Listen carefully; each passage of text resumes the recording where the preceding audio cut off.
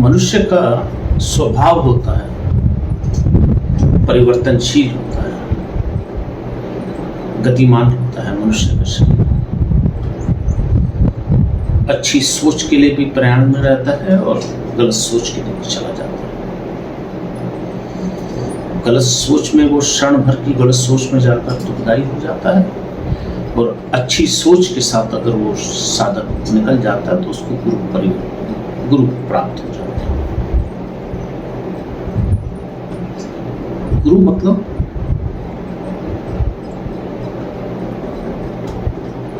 संस्कार देने वाला प्रभाव, ईश्वरीय शक्ति से मिलाने वाला प्रभाव, जीवन के आनंद में झरने को झंझनाहट से भर देने वाला प्रभाव, सत्य मार्ग में चलाने वाला प्रभाव।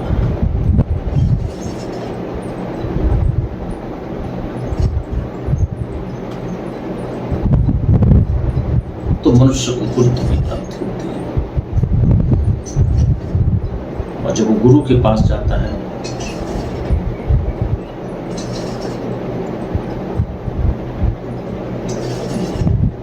अपने दुखड़े को लेकर, अपने विचारों को लेकर, अपने अंदर की वासनात्मक अभिव्यक्ति को गुरु के चरणों में रखता है, तो गुरु उसके सर पे हाथ रखकर शक्तिपात का, ब्रह्मन में शक्तिपात का अपनी ऊर्जा शक्ति के साथ उसके अंदर ट्रांसफर करते हैं कि वो निर्मलता की तरफ बढ़े। जब आया ही निर्मलता की तरफ जाने को, तो निर्मलता की तरफ उसका हाथ पकड़ने की कोशिश में लग जाती है।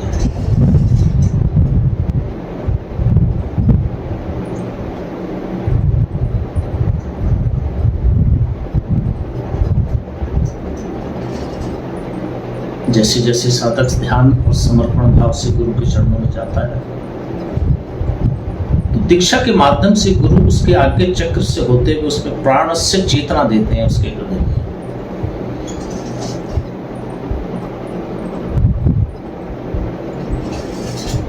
सीधा उसके मूल में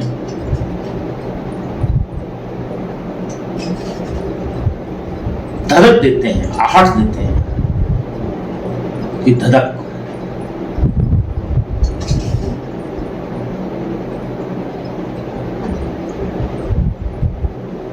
इसको जुड़ना कहते हैं, इसको गुरु का जुड़ना कहते हैं।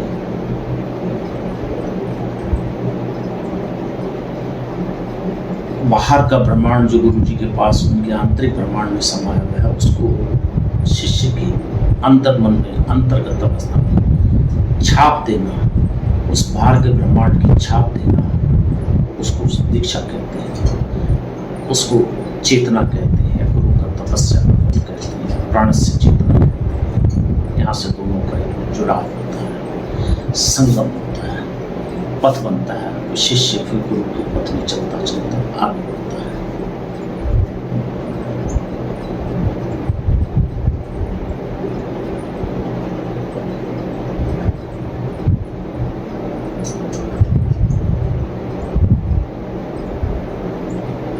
लगातार चिंतन, मनन और ध्यान के माध्यम से वो गुरु को चरणों में लोट होता हुआ जब आगे बढ़ता है, तो उसके हृदय में धधकते हैं प्राण, धक धक धक धक, और शरीर में एक विस्फोट होता रहता है, ऊर्जा का विस्फोट होता रहता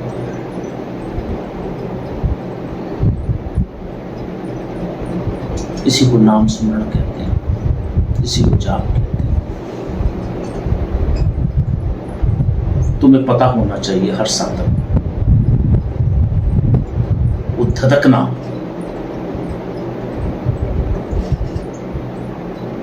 वो जाप है।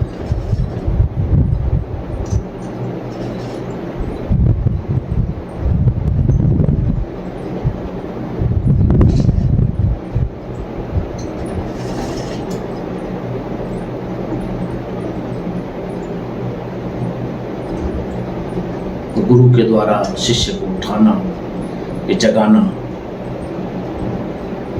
धधकना ही जाप है, वो जगाना ही जाप है।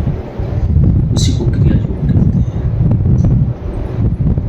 फिर गुरु के शिष्य पढ़ नहीं सकता, साधक पढ़ नहीं सकता, मनुष्य भी नहीं पढ़ सकता।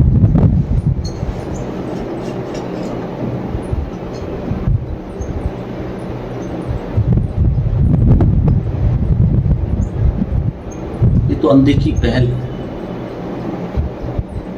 शुरुआत में साधक को क्या पता क्या नहीं, उसने तो ये धरा की चीजों को देखा कि ये चीजें